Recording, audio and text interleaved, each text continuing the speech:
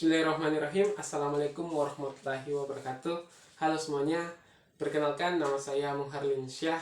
Saya adalah salah satu mahasiswa di Universitas Negeri Gorontalo, Fakultas Ilmu Pendidikan, jurusan Pendidikan Guru Sekolah Dasar.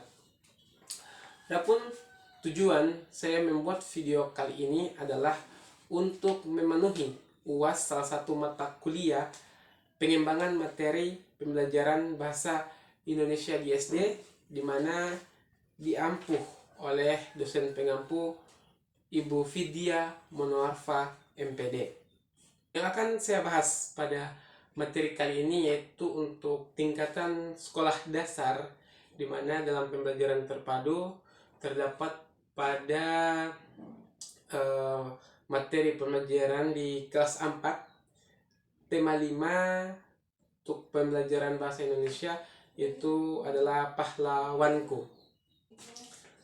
KD yang saya gunakan pada pembelajaran kali ini untuk mata pembelajaran bahasa Indonesia itu terdapat pada KD 3.7 dan KD 4.7.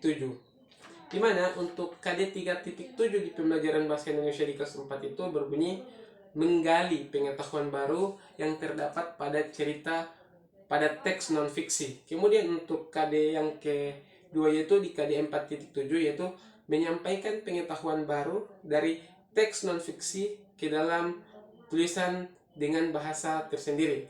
Selanjutnya dari KD-KD tersebut untuk indikatornya itu yang pertama dari KD 3.7, indikator yang pertama itu mengidentifikasi informasi yang diketahui tentang salah satu pahlawan Indonesia, di mana itu termasuk pada bagian C1 itu dalam ranah kognitif. Itu yang kedua 3.7.2 untuk ranah kognitifnya menggali informasi yang diketahui tentang salah satu pahlawan nasional Indonesia, itu berada di C2 sebagai inti, di tadi yang C1 itu sebagai pendukung. Selanjutnya untuk 3.7.3 itu berbunyi menyimpulkan informasi yang diketahui tentang salah satu pahlawan nasional Indonesia, itu berada di C4 sebagai pengayaan. Selanjutnya untuk perumusan indikator pada ranah psikomotorik yaitu di 4.7 itu ada 4.7.1 berbunyi mempresentasikan informasi yang diperoleh melalui bahasa lisan dan tulisan tentang pahlawan nasional Indonesia, di mana ini termasuk pada ranah psikomotorik di P3 inti.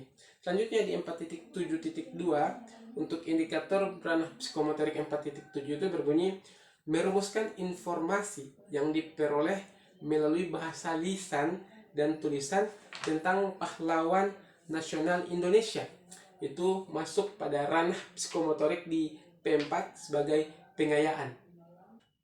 Tujuan dari pelaksanaan pembelajaran bahasa Indonesia ini yang dimana dalam KD 3.7 dan 4.7 itu yang dimana sesuai dengan tuntunan dalam penulisan tujuan pembelajaran itu harus sesuai dengan rumus ABCD, di mana ada audience, ada behavior, ada kondisi, dan degree. Di mana dalam tujuan pembelajaran yang saya akan lakukan ini ada 5. Yang pertama itu dengan mendengarkan penjelasan guru, di mana audiensnya itu adalah siswa. Dengan mendengarkan penjelasan guru, siswa dapat itu sebagai audiens. Dan untuk behavior yang pertama itu tujuan yang pertama mengidentifikasi, itu sebagai behavior. Dan yang selanjutnya sebagai kondisi itu mengidentifikasi informasi yang diketahui tentang salah satu pahlawan nasional Indonesia, itu sebagai kondisi. Dan degree itu adalah dengan baik dan tepat, di mana tujuan pembelajaran sesuai dengan indikator yang pertama yaitu dengan mendengarkan penjelasan guru, siswa dapat mengidentifikasi informasi yang diketahui tentang salah satu pahlawan nasional Indonesia dengan baik dan benar.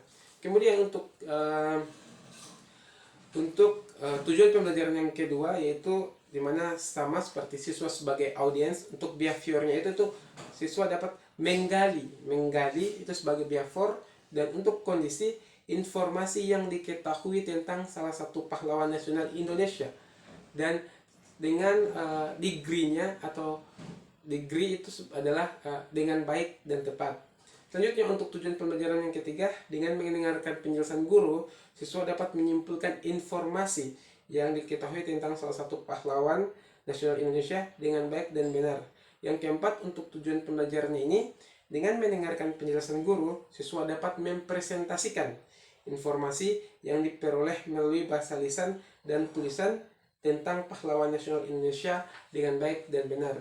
Selanjutnya untuk tujuan pembelajaran yang kelima atau yang terakhir itu, dengan mendengarkan penjelasan guru, siswa dapat merumuskan informasi yang diperoleh melalui bahasa lisan dan tulisan tentang pahlawan nasional Indonesia.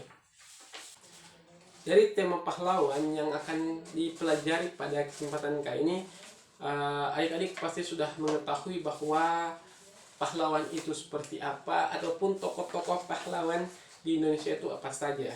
Saya jelaskan ulang bahwa pahlawan itu adalah orang yang memiliki jasa yang sangat besar untuk baik itu untuk wilayahnya, negaranya, sekolahnya, atau wilayah di tempat dia tinggal.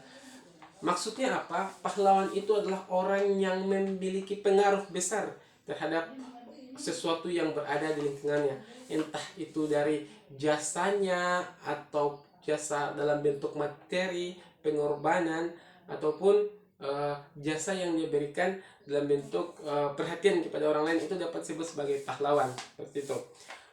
Terus untuk pahlawan di Indonesia itu ada banyak sekali.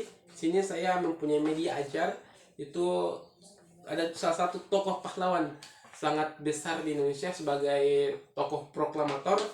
Sini adalah gambar dari Bapak Presiden Indonesia kita yang pertama, Insinyur Soekarno, dan beliau ini yang di bawah adalah wakil beliau.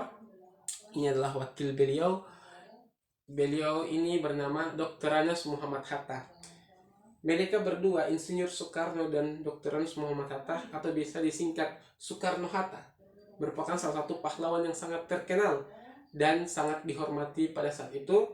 Beliau juga sebagai Bapak Proklamator Insinyur Soekarno, dan pernah menjabat sebagai Presiden Indonesia pertama di Indonesia dengan wakil beliau Dr. Anas Muhammad Hatta.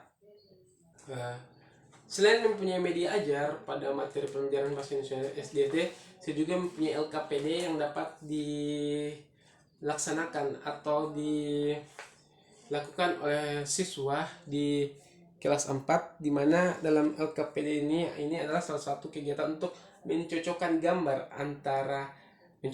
antara gambar dengan teks yang diberikan, di mana kira-kiranya teks yang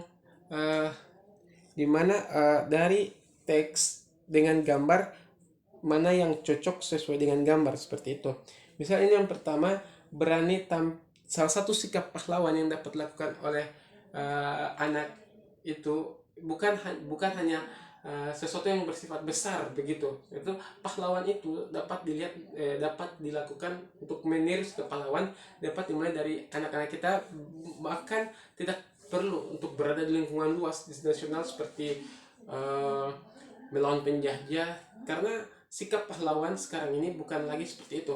Tetapi sikap pahlawan untuk masa sekarang itu, karena sekarang adalah bukannya masa penjajahan lagi, tetapi sikap pahlawan dapat dilaksanakan oleh masyarakat itu dengan cara memenangkan medali di bertanding dalam olimpiade luar, seperti itu. Itu salah satu contoh dari sikap pahlawan.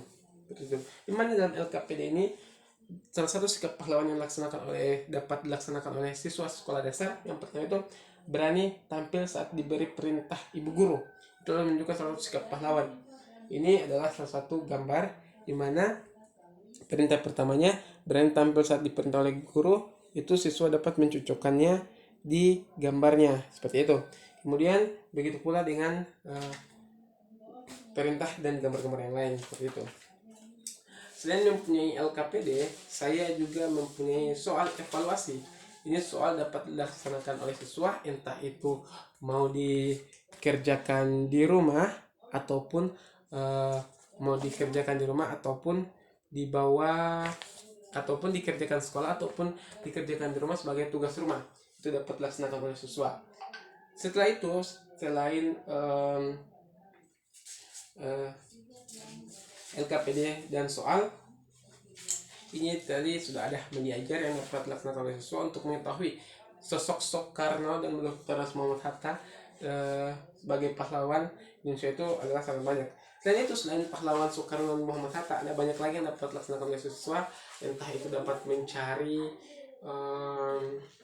siapa pahlawan yang berada di wilayah tempat tinggalnya ataupun di lingkungannya di provinsinya. Misalnya yang pahlawan yang terkenal sebagai pengusir penjajah itu di daerah Makassar, itu adalah biasa disebut ayam jantan dari timur, mendapat julukan itu. Beliau bernama Sultan Hasanuddin karena kekuatan dan kegigihan beliau untuk melawan para penjajah pada saat itu yang berada di kota Makassar.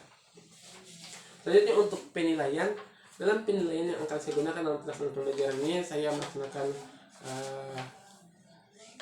3 penilaian, yaitu dari penilaian secara kognitif, itu penilaian di mana siswa dapat dilihat dari pengetahuan bagaimana dia memahami materi secara luas tentang pahlawan ini. Itu adalah salah satu caranya dengan memberikan teks soal kepada para siswa. Apabila dia sudah paham dan sudah bisa sesuai dengan kriteria ketuntasan minimal nilainya, berarti saya rasa siswa yang saya ajarkan sudah paham dengan materi. Selanjutnya untuk penilaian kedua itu saya melihat psikomotorik atau keterampilan siswa dalam selama belajar, entah itu menjawab, kemudian ada yang bertanya, itu keaktifan siswa di situ akan kami lihat sebagai gol. Selanjutnya untuk penilaian yang ketiga itu adalah penilaian afektif atau sikapnya. Nah, bagaimana dia sikapnya selama melaksanakan proses pembelajaran. Yang pertama dari mengucapkan salam, berdoa sebelum dan setelah melaksanakan pembelajaran, salim kepada gurunya sebelum pulang, seperti itu. Itu adalah kegiatan yang akan saya lakukan selama proses pembelajaran. Mungkin itu yang dapat saya sampaikan. Mohon maaf atas segala kekurangan. Saya ucapkan terima kasih. Assalamualaikum warahmatullahi wabarakatuh.